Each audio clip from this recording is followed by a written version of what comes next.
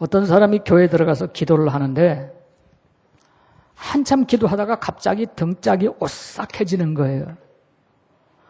그러니까 등짝이 오싹하면서 기도줄이 딱 막히고 딱 생각나는 게, 야, 얼마 전에 아무개 집사님이 혼자 기도하는데 귀신이 나타났다더니 오늘 나한테도 귀신이 오나 보다. 그런 생각이 나니까 갑자기 두려워서 어쩔 줄 모르는 거예요. 아니나 다를까 조금 있으니까 귀신이 딱 나타난 거예요. 그러니까 이 귀신을 물리쳐야 되는데 어떻게 귀신을 물리쳐야 되는지를 모르는데 잠깐 생각나기를 찬송을 하면 귀신이 물러간다는 그런 생각이 나서 찬송가를 열심히 부르려고 찬송가를 찾아보니까 영 생각나는 찬송이 없는 거예요. 그러다 하나 딱 생각났는데 이런 찬양을 불렀답니다. 당신은 사랑받기 위해 태어난 귀신. 그리고 찬양을 부르니까 정말로 이 찬양을 부르니까 귀신이 도망가더라는 거예요. 이상한 찬양을 부른 것 같은데도, 맞지 않는 찬양을 부른 것 같아도 귀신이 도망가면서 귀신도 찬양을 하더래요. 날 구원하신 주 감사, 모든 것 주심 감사. 귀신도 그렇게 찬양하며 가더래요. 오늘 여러분, 귀신도 감사한다니까 우리 성도가 어찌 감사하지 아니할 수가 있겠습니까? 옆에 분들을 보고 한번 인사하시죠. 감사합니다. 한 번 더 감사합니다. 내 곁에서 예배를 드리게 돼서 너무 감사합니다. 아멘.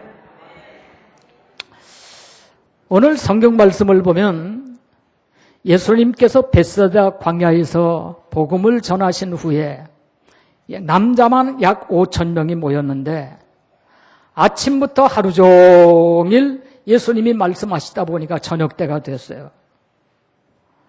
말씀을 끝나신 예수님께서 주위를 둘러보시면서 하시는 말씀이, 야, 이 사람들이 밥 먹는 것도 잊어버리고 말씀 듣는데 이렇게 열심을 다했으니 저들이 얼마나 배가 고프겠느냐. 여러분, 제가 주일날 설교 한 40분, 50분만 해도 12시가 훌쩍 넘으면 여러분 얼마나 배고픕니까? 아이고, 저놈 목사 웬 설교를 저렇게 길게 해. 그러지 않겠습니까? 예수님은 하루 종일 설교를 하신 거예요. 그리고 끝난 다음에 그때서야, 야, 이 사람들이 얼마나 배고프겠냐. 그러시더니 예수님께서 빌립이라는 제자를 부르셔서, 야야, 빌립아, 이 사람들을 어떻게 좀 먹일 수 없겠냐? 그러니까 빌립이 예수님의 얼굴을 멍하니 쳐다보면서 한 말씀이, 예수님, 이 광야에서 어디서 먹을 것을 구할 수가 있습니까? 또 먹을 것을 구한다 할지라도 적어도 200데나리온은 있어야 되는데, 200데나리온 하면 요즘 우리 돈으로 2천만 원 정도는 됩니다. 200데나리온은 있어야 되는데 그 돈을 어디서 구합니까? 그렇게 얘기를 합니다. 예수님께서는 말씀은 잘 전하시지만 지난 주일날도 제가 그런 말씀을 드렸습니다만 경제적인 개념은 전혀 없는 분입니다. 제자들을 데리고 다니시면서도 저녁에 무엇을 먹을지, 내일 아침에 무엇을 먹을지 전혀 대책이 없는 분입니다. 지금도 5,000명의 사람들이 모였는데 너희가 좀 먹을 것을 줘라 하시는 예수님의 말씀은 전혀 정말로 개념이 없는, 터무니없는 말씀, 무책임한 말씀, 정말로 어이가 없는 그런 말씀이라 아니할 수가 없는 겁니다. 그러니까 예수님을 향해서 빌립이 어디서 이 많은 사람을 먹일 것을 얻을 수가 있겠습니까? 설사 사온다 할지라도 200데나리온이 있어야 되는데, 그렇게 예수님에게 핀잔을 주고 있는 겁니다. 그러고 있는데 안드레라고 하는 제자가 헐레벌떡 뛰어옵니다. 예수님, 예수님. 그러더니 한 어린아이를 데리고 왔는데 그 어린아이가 도시락 하나를 들고 있는 거예요. 보리떡 5개와 물고기 2마리. 예수님, 이 아이가 이 도시락을 들고 왔는데 이것 가지고 뭘 할 수 있겠습니까? 아마도 이 백성들은 다 먹일 수는 없지만 주님이라도 배고프시니 주님이라도 드시지요. 그런 뜻인지도 모릅니다. 그리고 가져옵니다. 자, 이때 예수님의 모습을 한번 우리가 바꿔놓고 생각을 해보죠. 제자들의 입장에서 본 예수님이지. 예수님은 하루 종일 설교하시다 보니까 백성들이 너무나도 배고파하는 것을 보시면서 그들을 먹이고 싶은 마음이 있는 겁니다. 먹이고 싶은 마음이. 그래서 먹이고 싶은 마음이 있어서 제자들에게 어떻게 먹일 수 없느냐고 그렇게 얘기했지만 빌립에게 핀잔만 들었습니다. 그리고 안드레를 통해서 가져온 도시락 하나, 한 사람 먹으면 땡인 보잘것없는 도시락 하나를 가져온 것입니다. 세상에 이곳에는 적어도 5,000명이 모였는데 5,000명이 모인 5,000명 중에서 먹을 것을 가지고 온 아이는 그것도 남자만 5,000명이면 여자와 아이들을 합치면 2만 명은 될 터인데 2만 명 가운데 먹을 것을 가진 아이는 이 아이 하나뿐이다. 은혜 받는 데는, 말씀 듣는 데는 열성을 내서 쫓아다니지만 정작 먹을 것을 요구하시는 주님 앞에는 아무도 내놓는 것이 없었다는 얘기입니다. 이런 모습을 보신 예수님, 얼마나 그 마음속에 회의를 느끼셨을까요? 얼마나 마음이 아프셨고 얼마나 안타까우셨을까요? 얼마나 많은 군중을 향해서 배신감이 들으셨을까요? 받기는 좋아하지만 드리기는 싫어하는 그 백성들을 보면서.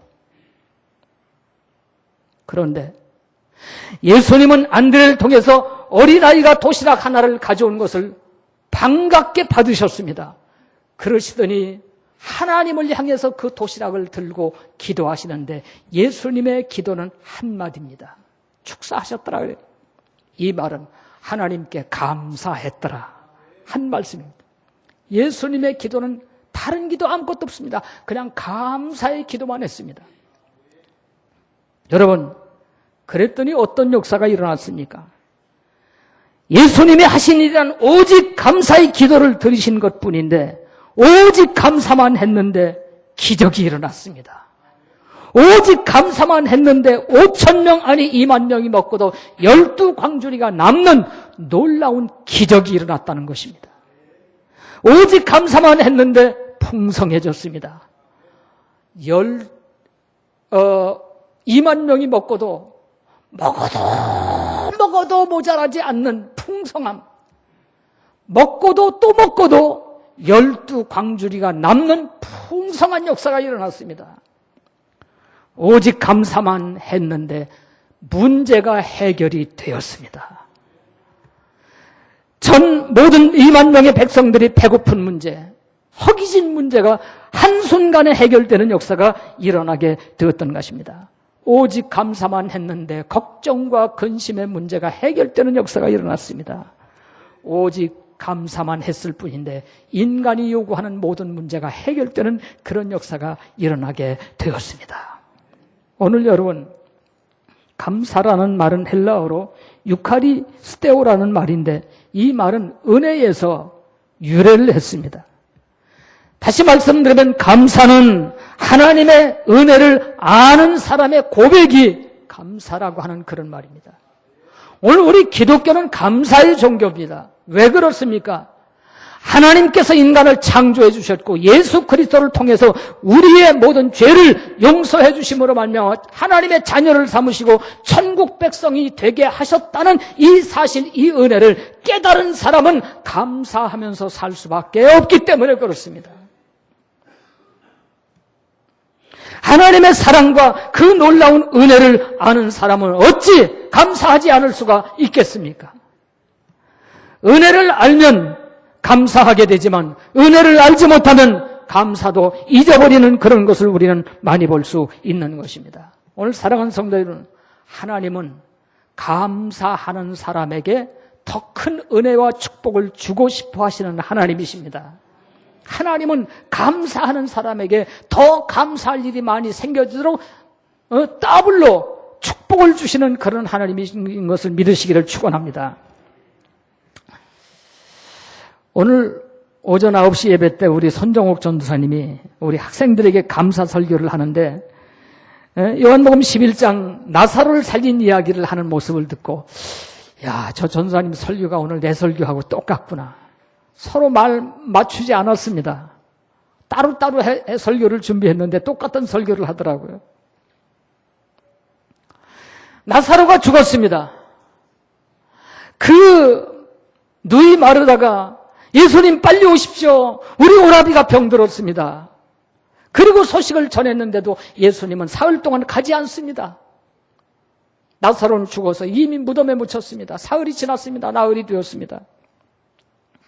그때서 예수님이 내 친구 나사로가 잠들었으니 깨우러 가자. 그러시면서 마리아의 집을 가신 겁니다. 마르다가 너무 섭섭해서 예수님 진작 오셨으면 우리 오라비가 죽지 않았을 텐데 왜 이제 오십니까? 안타까워서 그렇게 말하니까 예수님께서 네가 내 말을 믿으면 된다 라는 말씀을 하시더니 무덤이 어디냐 가자. 그리고 무덤을 가십니다. 그때 마르다가 한 말이 뭔지 아십니까? 이미 죽은 지 나흘이나 되었습니다. 이미 시체가 썩어서 문드러졌습니다. 다시 살아날 방법은 없습니다. 그런 뜻입니다. 그런데 예수님께서 무덤을 향하여 보시면서 기도하시는데 예수님의 그때의 기도가 한마디입니다. 하나님 감사합니다. 하나님 내 기도를 들으신 것을 감사합니다. 하나님 나사로를 살려주세요. 여기서 나의 권위를 좀 보이게 해주세요. 여기서 내가 기적을 나타내는 것을 사람들이 보게 해주세요. 이런 기도 하나도 하지 않습니다. 하나님 감사합니다. 내 기도 들어주시니 감사합니다. 오직 감사의 기도만 했을 뿐인데 주님의 명령 나사로야 나오라 말 한마디에 나사로는 배로 통인 채로 무덤에서 나오는 놀라운 역사가 일어나는 것을 믿으시기를 축원합니다. 예수님은 감사하다는 기도 한마디 하셨을 뿐인데 나사로가 죽은 나사로가 살아나오는 기적이 나타나더라 이 말입니다. 그래서 데살로니가전서 5장 18절 말씀을 보면 우리에게 말씀하십니다. 범사에 감사하라. 이는 그리스도 안에서 너희를 향하신 하나님의 뜻이니라 라고 말씀해 주시고 있습니다. 여러분, 범사에 감사하는 것이 하나님께서 원하시는 뜻이라는 것입니다. 성공할 때 감사하라. 실패할 때도 감사하라. 기쁠 때 감사하라. 슬픈 일이 있어도 감사하라. 행복할 때 감사하라. 고난을 받아도 감사하라. 건강할 때 감사하라. 건강하지 않아도 감사하라. 승승장구할 때뿐만 아니라 추락할 때도 감사하라. 하나님은 오늘도 우리에게 이렇게 말씀하고 계신 것입니다. 범사에 어떤 일이 있어도 어떤 환경의 변화가 있어도 감사할 줄 아는 성도가 하나님이 기뻐하는 사람이요 하나님의 뜻을 이루는 성도인 줄로 믿습니다. 하나님은 감사할 줄 알지 못하는 그런 인생을 보시면서 탄식하십니다. 이사야 1장 2절로 3절 말씀을 보면 하나님은 감사할 줄 알지 못하는 인생을 향해서 이렇게 말씀하십니다. 하늘이여 들으라 땅이여 귀를 기울이라. 여호와께서 말씀하실 내가 자식을 양육하였거늘 그들이 나를 거역하였도다. 자식을 양육했는데 거역했다는 것입니다. 소는 그 임자를 알고 나귀도 그 주인의 구유를 알건만은 이스라엘은 알지 못하고 나의 백성은 깨닫지 못하였도다. 소도 나귀도 주인을 아는데 내 백성이라고 말하는 내가 구원한 이스라엘 백성은 그 주인이신 하나님을 알지 못하고 그 하나님께 감사하지 않는 모습을 보시면서 하나님은 탄식하고 계신 것입니다. 골로새서 3장 15절로 17절에서 이렇게 말씀하십니다. 너희는 또한 감사하는 자가 되라. 16절 시와 찬송과 신령한 노래를 부르며 감사한 마음으로 하나님을 찬양하라. 17절 주 예수의 이름으로 하고 그를 힘입어 하나님 아버지께 감사하라. 계속해서 우리에게 믿음의 사람이라면, 구원받은 사람이라면 감사하라, 감사하라, 감사하라는 얘기를 계속해서 하고 있는 것입니다. 어떤 할머니가 서울에 사는 손자들이 왔습니다. 얼마나 반가운지 너무너무 좋아서 교회 나가서 하나님 감사합니다. 우리 손자들을 보게 하셔서 감사합니다. 5만 원 감사한 금을 드렸어요. 그러니까 목사님 보니까 손자들이 와서 너무너무 좋아해서 5만 원을 주시는데 이 손자들이 주일날 오후에 간다는 거예요. 그러니까 할머니가 얼마나 섭섭하시겠어요. 아이고 저 할머니 5만 원 퇴해달라고 하게 생겼구만. 그 다음 주일날 또 감사를 했는데 그날은 10만 원을 했더래. 처음에 5만 원 할 때 하나님 우리 손자들을 보게 하셔서 감사합니다. 그 다음에 감사는 하나님 손자들을 가게 하셔서 감사합니다. 올 때도 좋지만 가면 더 좋대. 범사에 감사 아닙니까 여러분? 와도 감사하고 가도 감사하고 있어도 감사하고 없어도 감사하고 바로 이것이 우리 그리스도인의 삶인 줄로 믿습니다. 감사는 인생을 풍요롭게 하는 윤활유와 같습니다. 여러분, 내가 하나님과 바른 관계를 맺고 싶다고 생각하신다면 감사하시길 바랍니다. 다른 것 없어요. 정말로 하나님의 은혜를 깨닫고 감사하면 하나님과 바른 관계를 맺고 살 수 있습니다. 여러분, 사람과 정말로 바른 관계를 맺고 행복한 관계를 맺기를 원하십니까? 그럼 감사해 보세요. 그러면 사람과 사람 관계가 너무 좋아집니다. 문 앞에다 대고 감사해요 여보, 감사해요 친구야, 감사해 그러는데 감사하다는 말을 하는 얼굴에 침 뱉겠습니까? 누가요?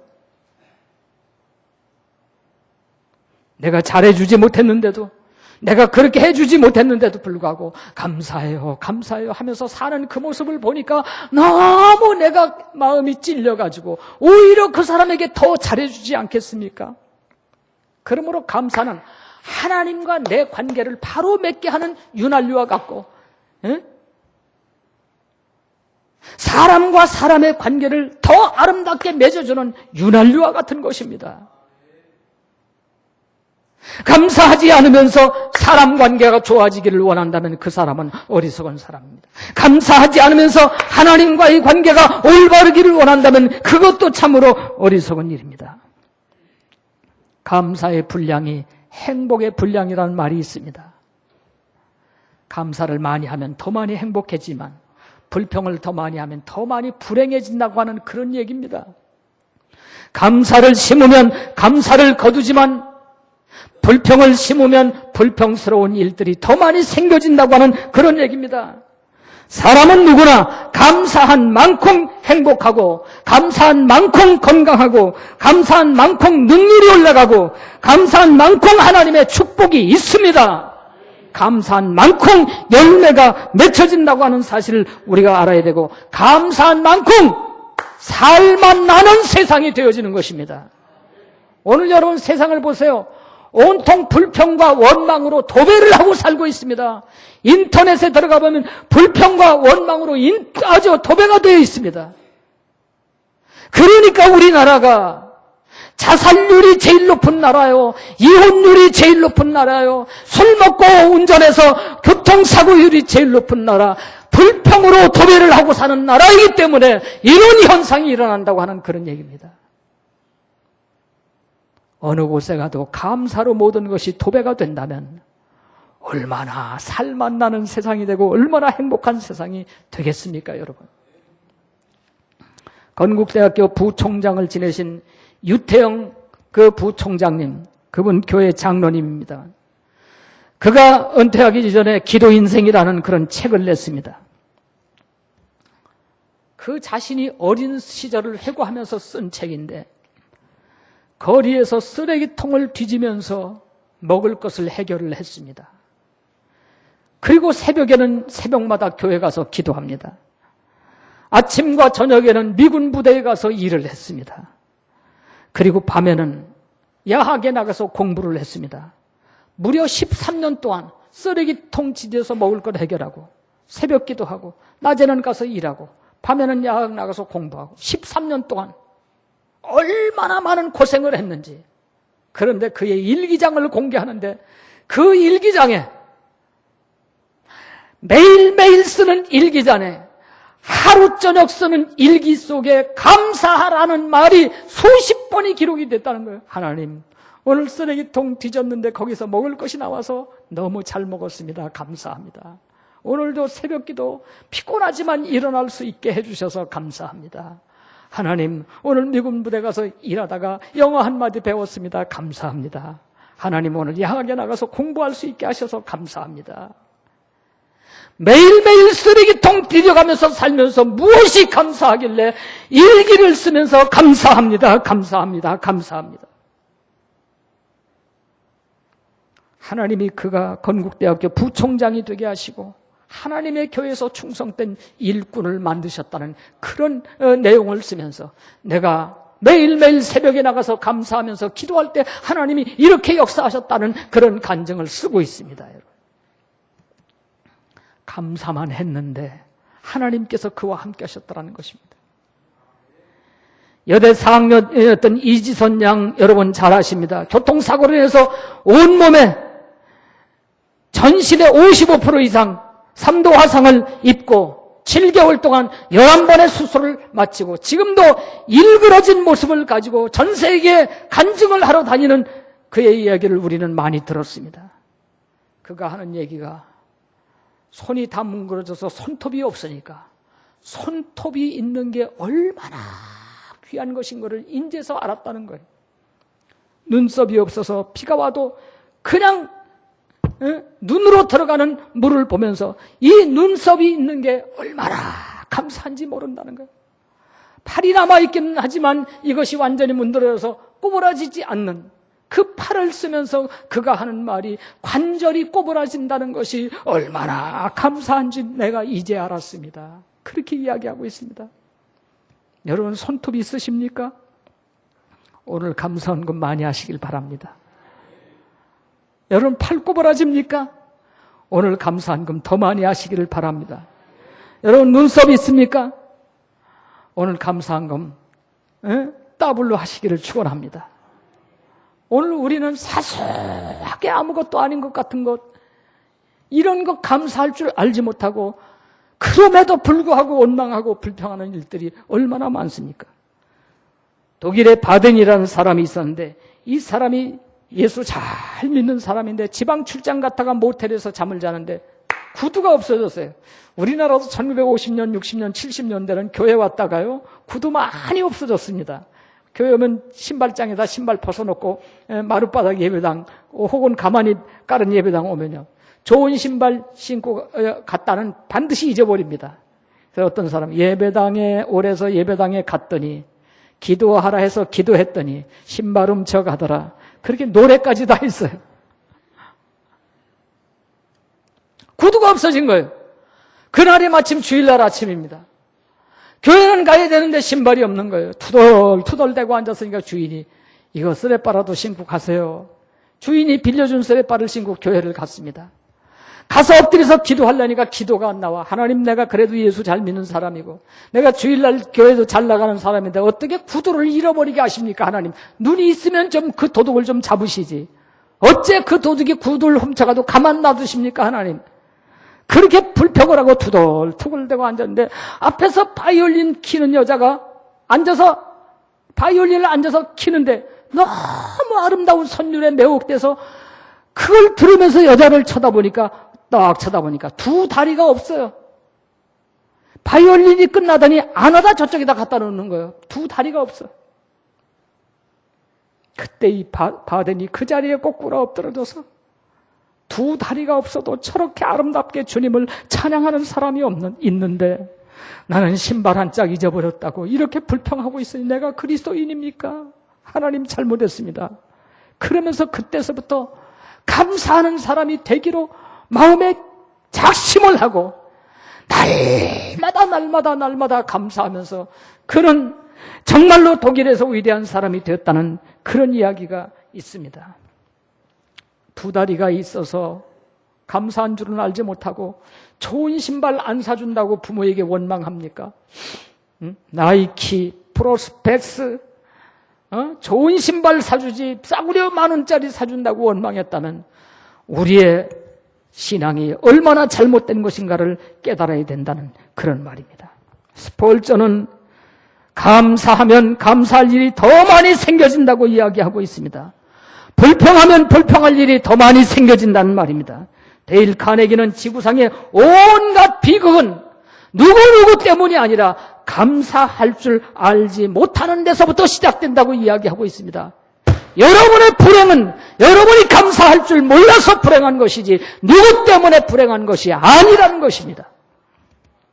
키엘케고르는 감사하는 마음은 인간의 가장 위대한 미덕이라고 말했고, 말틴 루터는 기독신자와 비기독신자를 구별하는 것은 감사할 줄 아는 사람은 기독신자고 감사할 줄 알지 못하는 것은 비기독신자, 믿음이 없는 사람이라고 말하고 있습니다. 오늘 여러분이 정말로 여러분 자신을 보면서, 부모를 보면서, 형제를 보면서, 가정을 보면서, 나라와 민족을 보면서, 교회를 보면서, 담임 목사를 보면서 감사합니다, 정말로 감사합니다 하는 마음이 없이 원망하는 생각이 난다면 여러분은 신자가 아니라는 거예요. 아이작 윌턴이라는 사람은 하나님이 거하시는 곳은 두 곳에 있다. 하나는 천국이고 하나는 겸손하고 감사하는 사람의 마음에 하나님이 계시다. 감사하는 마음에 하나님이 계시지 감사하지 않는 사람의 마음에는 하나님이 안 계시다는 거예요. 마음은 작은 천국입니다. 마음에 하나님이 계시지 않은 인생은 그건 믿음이 없는 인생이에요. 구원받지 못한 인생입니다. 그런데 그 속에 날마다 원망하고 불평하고 미워하고 누군가의 약점이나 잡으려고 하는 사람의 마음속에는 주님이 계시지 아니하다는 것입니다. 감사하는 마음에 하나님이 계시다는 거예요. 버나드 쇼는 모든 지구상에서 책이 없어진다 할지라도 나는 가장 중요한 책이 있는데 그것은 성경의 욥기다, 그렇게 이야기하고 있습니다. 욥기는 하루아침에 재산이 날아가고 하루아침에 자녀가 다 죽고 하루아침에 육신이 병들어서 처참한 나락에 떨어졌을 때도 입술로 하나님 앞에 범죄하지 아니하고 입술로 불평하지 아니하고 주신 자도 여호와시오 가져가시는 자도 여호와시오니 여호와의 이름이 영광을 받으시옵소서라고 기도했던 욥의 아름다운 신앙이 들어있는 책이기 때문에 가장 위대한 책이라고 그런 이야기하고 있는 것입니다. 이게 신앙이고 이것이 하나님께서 인정하신 믿음이라는 것입니다. 탈무드에서 말합니다. 이 세상에서 가장 똑똑하고 현명한 사람은 모든 사람에게 늘 배우려고 하는 사람이요, 이 세상에서 가장 강한 사람은 자기 자신을 이기는 사람이요, 이 세상의 가장 부자는 돈 많은 사람이다. 그게 아니고 이 세상의 가장 부자는 누구겠습니까? 감사하는 사람이다. 이렇게 이야기하고 있습니다. 범사에 감사할 때 행복이 있습니다. 범사에 감사할 때 육신의 건강도 있습니다. 범사에 감사할 때 하나님의 능력이 있고 하나님의 기적이 나타납니다. 범사에 감사할 때 하나님의 축복이 있습니다. 옆에 분들에게 한번 인사하시죠. 감사합니다. 범사에 감사하시길 바랍니다. 오늘 사랑하는 성도 여러분, 여러분 인생을 어떻게 사시겠습니까? 원망하며 사시겠습니까? 아니면 불평하며 사시겠습니까? 남을 칭찬하며 감사하면서 살겠습니까? 남의 약점만 끄집어내고 욕하면서 판단하면서 사시겠습니까? 긍정적이고 적극적인 믿음을 가지고 감사하며 사시겠습니까? 부정적이고 비관적인 그런 삶을 사시겠습니까?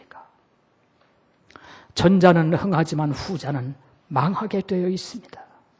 감사하며 사는 사람은 흥하지만 원망하고 불평하며 사는 사람은 망하게 되어 있습니다.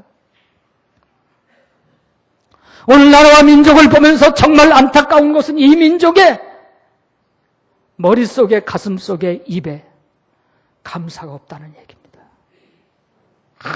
원망하고 판단하고 꼬집고 비방하고 이것만 있지 감사가 없다는 얘기예요. 이것이 슬픈 일이요. 이것이 걱정스러운 일입니다. 이러다가 하나님이 이 감사가 없는 민족을, 북한이라는 공산당을 몽둥이를 써서 우리나라를 또 치시면 어떻게 할 것인가. 얼마나 두렵고 얼마나 안타까운 일인지 알 수가 없습니다. 어쩌면 7월은 교육의 달이기도 하고 감사의 달이기도 합니다. 오늘 어린아이를 가리키는 교사들 입에서 부정적인 얘기가 나오면 안 됩니다. 힘들어, 어려워, 안 돼, 틀렸어. 그런 얘기가 나오면 안 됩니다. 난 교사들 입에서 너무 힘들어서 어쩌고 이런 얘기가 나오면 가슴이 막 뜨끔뜨끔합니다. 안타까워서. 아이들에게 감사를 가르쳐야 됩니다. 다른 어떤 것보다 감사를 가르쳐야 됩니다. 감사는 인생의 윤활유이기 때문에 하나님과 내 관계, 사람과 사람과의 관계를 바로 맺어야 되기 때문에 감사하는 사람으로 길러야 됩니다. 감사하는 사람이 되지 않으면 안 됩니다. 그러므로 오늘 사랑하는 성도 여러분, 여러분 날마다 감사의 씨를 뿌리는 그런 성도가 되셔야 됩니다. 그럴 때 축복의 열매가 주렁주렁 맺히는 그런 역사가 일어날 줄로 믿습니다. 에베소 5장 4절 말씀을 보면 누추함과 어리석은 말, 희롱하는 말, 이런 말은 마땅치 아니하니 오히려 감사하는 말을 하라고 했습니다. 여러분 얼마나 희롱의 말 많이 합니까? 누추한 말 얼마나 많이 합니까? 남들이 기분 나빠하는 그런 말 얼마나 많이 합니까? 그런 말 하지 말고 감사하는 말을 하라는 것입니다. 그래서 오늘 우리의 감사는 첫째 말로 감사해야 됩니다. 말로 감사하는 거 미천들지 않습니다. 오늘 여러분 감사하는 여러분 되시기를 바랍니다. 그저 만나는 사람마다 감사합니다. 고맙습니다. 네? 고맙습니다. 감사합니다. 미안합니다. 하는 말이 나올 때 우리의 관계가 윤활유처럼 부드러운 그런 역사가 일어나게 되어지는 것입니다. 두 번째, 몸으로 감사해야 됩니다. 감사한다면 내 몸이 헌신할 줄 알아야 됩니다. 부모에게 감사하다면 부모에게 내 몸을 헌신할 줄 알아야 됩니다. 하나님께 감사하다면 하나님께 내 몸을 헌신할 줄 알아야 됩니다. 몸으로 감사합니다. 말로 감사, 몸으로 감사. 세 번째, 물질로 감사. 오늘 맥주 감사절, 오늘은 물질로 하나님의 은혜를 감사하는 날입니다. 물론 여러분의 가진 물질이 없기 때문에 더 많이 바치고 싶어도 더 많이 바칠 수가 없어서 안타까운 그런 분들 많이 있습니다만, 여러분의 감사의 액수가, 여러분의 감사의 척도를 알 수 있다는 것도 또한 부정할 수 없는 일입니다.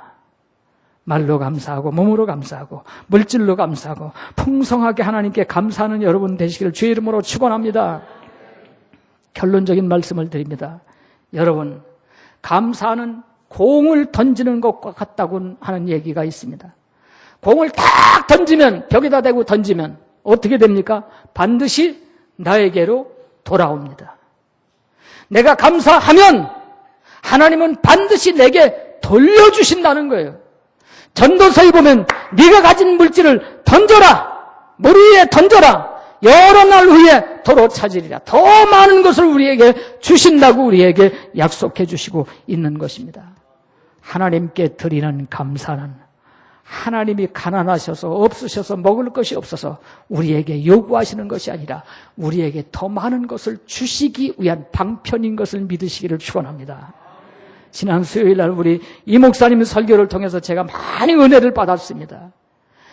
펌프에서 많은 물이 땅 속에 있지만 펌프를 누르면 물은 나오지 않습니다. 아무리 물이 없어도 어디서 물을 구하든지 물을 구해다가 마중물을 펌프에다 넣고 누를 때 비로소 콸콸콸콸 많은 물이 쏟아지는 역사가 일어날 줄로 믿습니다. 여러분이 드리는 헌금은 마중물과 같아서 아무리 없어도 하나님 앞에 드릴 것을 드릴 때 콸콸콸콸 축복이 쏟아질 줄로 믿습니다. 봄이 되면 아무리 먹을 것이 없어도 종자 씨앗은 겨울 동안 먹지 말고 두어야 됩니다. 종자 씨앗까지 다 먹어버리면 뿌릴 씨앗이 없기 때문에 그는 죽습니다. 아무리 가난하고 어려워도 종자 씨를 남겨뒀다가 이 종자 씨를 파종하면 한 바가지를 뿌렸는데 수십 가마를 거두는 역사가 일어나게 됩니다. 하나님 앞에 드리는 감사, 하나님 앞에 드리는 물질은 종자씨와 같아서 내가 작은 것 드렸는데 더 많은 것을 풍성하게 주시는 놀라운 역사가 일어나게 되어지는 것입니다. 여러분이 말로 감사하고 마음으로 감사하고 몸으로 감사하고 물질로 감사할 때 여러분의 사정을 아시는 하나님께서 여러분에게 있어야 될 것, 은혜와 물질과 그리고 건강과 삶의 기름진 윤활유와 같은 그런 축복을 흡족하게 허락해 줄 줄로 믿습니다. 그렇게 되기를 주님의 이름으로 축원합니다. 축원합니다. 축원합니다.